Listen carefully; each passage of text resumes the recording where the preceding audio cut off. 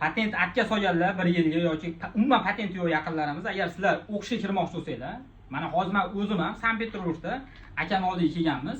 Dokument bo'yicha studentskiy eng ishonchli Sankt-Peterburgda doim aytaman, eng ishonchligini tavsiya qilamiz. Men o'zim topshirganman hozir studentskiyga.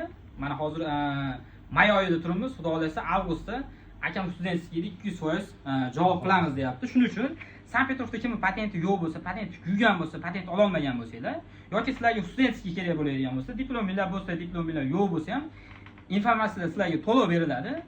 Faqatgina shoshilamiz. Kimda kim 2019-yildan oldin bitirgan bo'lsa, diplomlaringlar bilan keladigan bo'lsanglar, akam 100% o'qishga olib kirib qo'yishga va'da beryapti. Qanaqa nima dokumentlar kerak bo'ladi bizga yaqinlardan? O'qishga kirish uchun albatta pasport kerak bo'ladi. Birinchi o'rinda 11-sinf bitirganlik haqida attestat agarda yoki kollej bitirganlik haqida diplom ichining ilovasi bilan birgalikda mana shunaqa diplomingiz.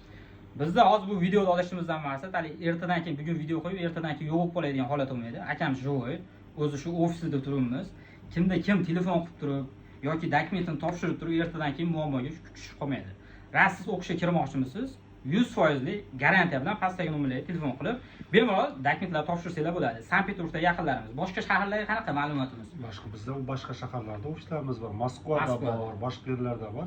Telefon qilsa bemalol konsultatsiya olishlari mumkin. Konsultatsiya beplatniy. Faqat o'qiyman deganlarga, originallarga prosta studentskiy bilet qilmaymiz biz. Biz studentskiy bilet qilmaymiz, podgotov dokument universitetga qilib beramiz.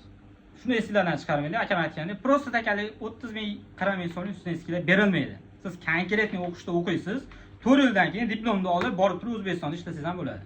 Prosta siz bekor vaqtingizni o'tkazmaysiz, ham 4 yil bemalol Rossiyada erkin yuribsiz, еще plus diplomga ega bo'lyapsiz.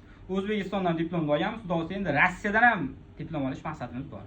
Bemalol bizga qo'shilmoqchi bo'lsanglar, sizlar diplom olmoqchi bo'lsanglar, student bo'lmoqchi bo'lsanglar Sankt-Peterburgda, men pastdagi nomerlarga yoki akam profiliga o'tib savol javoblar qilishlar mumkin. Yana oldindan aytamiz, faqatgina konkretniy o'qiyman degan insonlar bezovta qiladigan bo'lsalar yaxshi bo'ladi. Besplatniy, akam aytgandek, besplatniy konsultatsiya beriladi. Hamma jonli sog' bo'lsin. Salomat bo'lasizlar.